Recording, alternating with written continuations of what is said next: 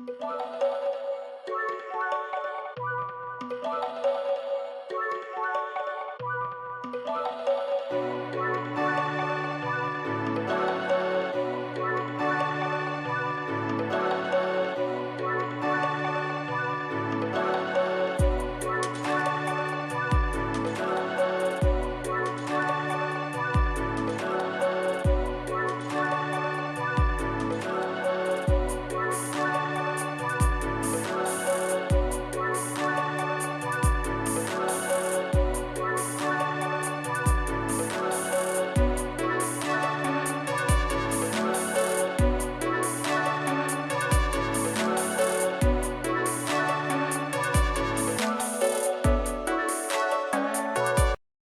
Friends, welcome to my YouTube channel. ഇന്ന് നമ്മൾ ഉണ്ടാക്കാൻ പോകുന്നത് ഒരു സ്പെഷ്യൽ ക്രിസ്മസ് ചിക്കൻ സ്റ്റൂവിൻ്റെ റെസിപ്പിയാണ്. അതെങ്ങനെ എളുപ്പത്തിലും രുചികരമായും ഉണ്ടാക്കാമെന്ന് നമുക്ക് നോക്കാം. സ്റ്റൂ ഉണ്ടാക്കുന്നതിനായിട്ട് ഒരു പാനിലേക്ക് 2 ടേബിൾ സ്പൂൺ കോക്കനട്ട് ഓയിൽ,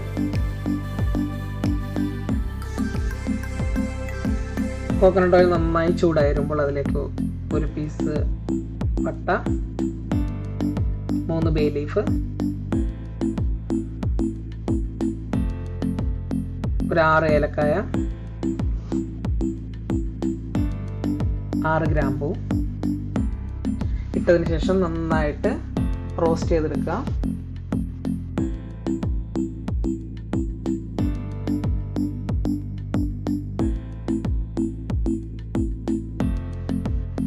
അതിലേക്ക് ഒരു മീഡിയം സൈസ് ഓണിയൻ തിന്നായിട്ട് സ്ലൈസ് ചെയ്തത് ആഡ് ചെയ്യുക.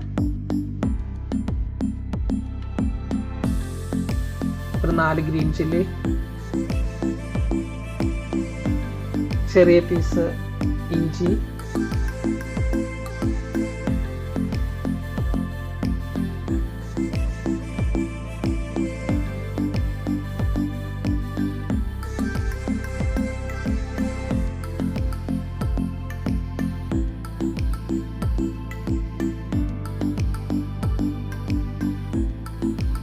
ഒരു ടേബിൾ സ്പൂൺ ഉപ്പ്. അതുപോലെ തന്നെ സ്റ്റൂ ഉണ്ടാക്കുമ്പോൾ പ്രത്യേകം ശ്രദ്ധിക്കണം, സവാള ഒരിക്കലും കരിഞ്ഞു പോകാതെ നന്നായിട്ട് ചെറിയൊരു ഗോൾഡൻ ബ്രൗൺ കളറിൽ കുക്ക് ചെയ്തെടുക്കാൻ ശ്രദ്ധിക്കുക. ഉരുളക്കിഴങ്ങ് ചെറിയ ഡൈസായിട്ട് കട്ട് ചെയ്തതും, അതുപോലെ തന്നെ ഒരു സ്മോൾ ക്യാരറ്റ് ഡൈസായിട്ട് കട്ട് ചെയ്തതും അതിലേക്ക് ആഡ് ചെയ്ത് കൊടുക്കുക.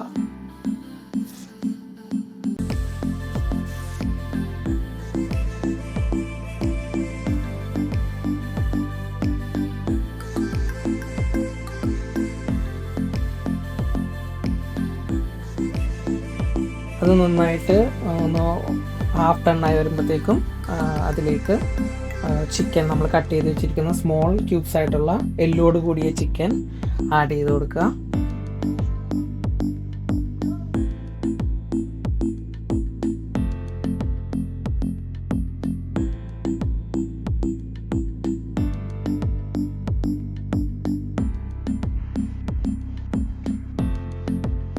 ചിക്കനിലേക്ക് ഒരു table spoon black pepper powder add ചെയ്യാം.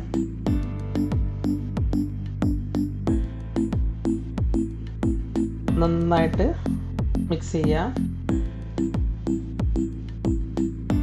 അതിനുശേഷം അടച്ച് വേവിക്കുക.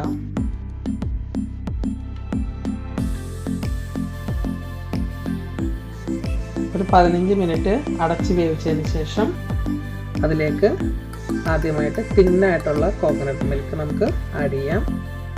അതിൻ്റെ മെഷർമെൻറ്റ് ഞാൻ ഡിസ്ക്രിപ്ഷനിൽ ഇട്ടിട്ടുണ്ട്.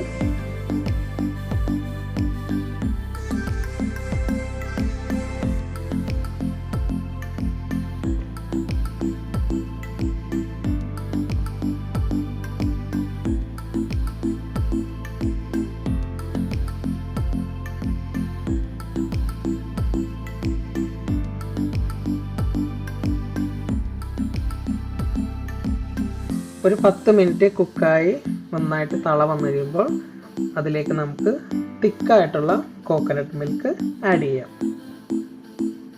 സെയിം ഇവിടെയും ഞാൻ എടുത്തിരിക്കുന്നത് കോക്കനട്ട് മിൽക്ക് പൗഡറാണ്.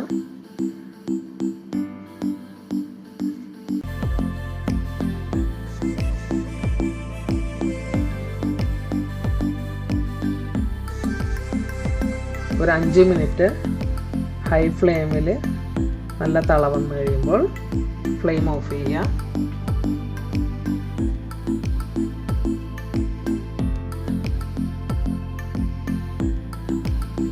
ഫൈനലി നമുക്ക് സ്റ്റൂവിന് കുറച്ചും കൂടെ ടേസ്റ്റ് കൂട്ടുന്നതിനും കുറച്ചും കൂടെ റിച്ച്നെസ് കിട്ടുന്നതിനും വേണ്ടിയിട്ട് ഒരു ടേബിൾ സ്പൂൺ ബട്ടറും അതിലേക്കൊരു 10 ഗ്രാം വെച്ച് കാഷ്യൂവും റൈസിൻസും ആഡ് ചെയ്തതിന് ശേഷം നന്നായിട്ട് ഒന്ന് റോസ്റ്റ് ചെയ്തെടുക്കുക.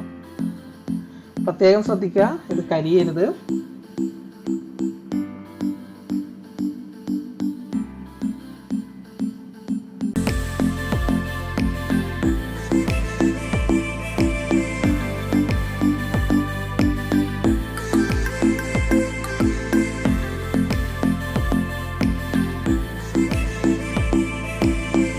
അത് നന്നായിട്ട് റോസ്റ്റായി വരുമ്പോഴത്തേക്കും അതിലേക്ക് കുറച്ച് ഒരു പിടി കറി ലീഫ്, കറിവേപ്പില ഇട്ട് കൊടുക്കുക. നന്നായിട്ട് ഇളക്കി കരിയാത്ത രീതിയിൽ ഇളക്കി കൊടുക്കുക.